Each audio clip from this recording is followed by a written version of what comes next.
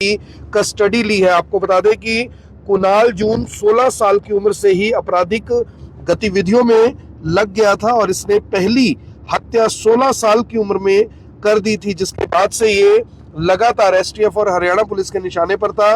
कई बार जेल गया और जमानत लेकर बाहर आया, फर्जी पासपोर्ट बनवाया और विदेश भाग गया, जिसके बाद हरियाणा पुलिस और एसटीएफ ने अब इसे कजाकिस्तान से डिपोर्ट करवाया है और अब लगभग इसकी पूरी उम्र जेल के पीछे ही बीतेगी।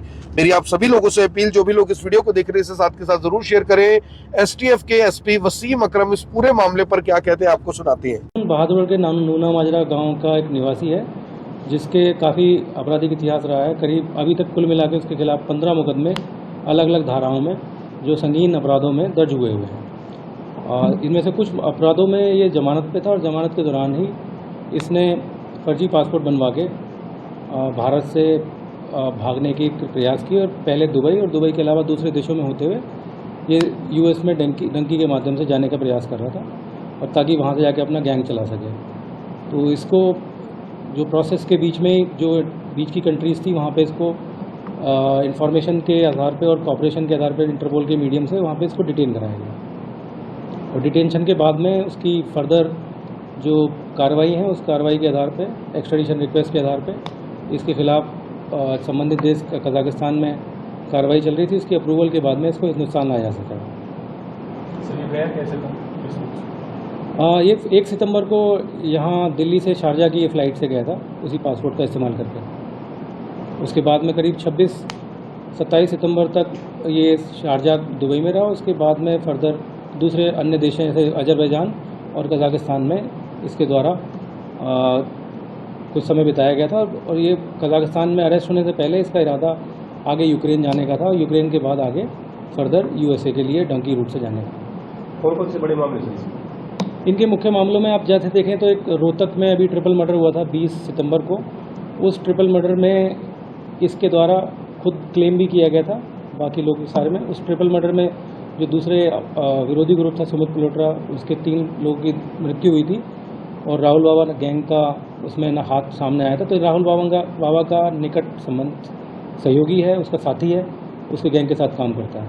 इसके अलावा इसने एक बहादुरगढ़ में भी एक आदमी को गोली चला के धमकी देने की एक घटना और अपराध दर्ज हुआ था, उसकी तफ्तीश की गई है।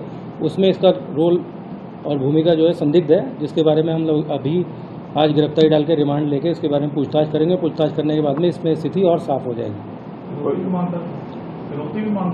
ये अभी पूछताछ की, क्योंकि 1 साल से करीब इसका डिटेंशन का पीरियड बाहर है, तो इस बीच में क्या इसने फ़ोन किए हैं नहीं किए हैं, क्योंकि वहाँ इवन डिटेंशन के दौरान क्या इसको जेल के अंदर मोबाइल की सुविधा थी या नहीं थी, ये चीज़ अब पूछताछ के दौरान चेक की जाएगी।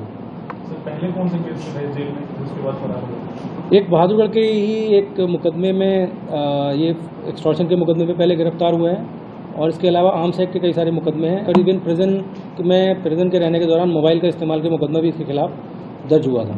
कोई नाम वगैरह इसके साथ? इनाम का भी मुझे कोई इस तरह की सूचना नहीं है, मगर इसकी गिरफ्तारी के लिए एसटीएफ की तरफ से, बहादुरगढ़ पुलिस, झज्जर की पुलिस की तरफ से डिफरेंट एजेंसीज़ और ख़ासतौर पे इंटरपोल चैनल्स और जो एक्स्ट्राडिशन के अलग अलग चैनल्स हैं उनका पूरी तरह से इस्तेमाल किया गया। लगातार कोऑर्डिनेशन में, मेहनत से, डॉक्यूमेंटेशन से इसकी बाहर इंडिया लाने के लिए जो प्रयास जारी किए जा रहे थे वो वाकई बहुत तेज़ स्पीड से और गंभीरता से किए जा रहे थे। तो इसकी वजह से ये संभव हो सका है कि इतने कम समय में एक अपराधी जो कि विदेश में जाकर शरण प्राप्त करने की कोशिश कर रहा था, उसको यहाँ लाया जा सका।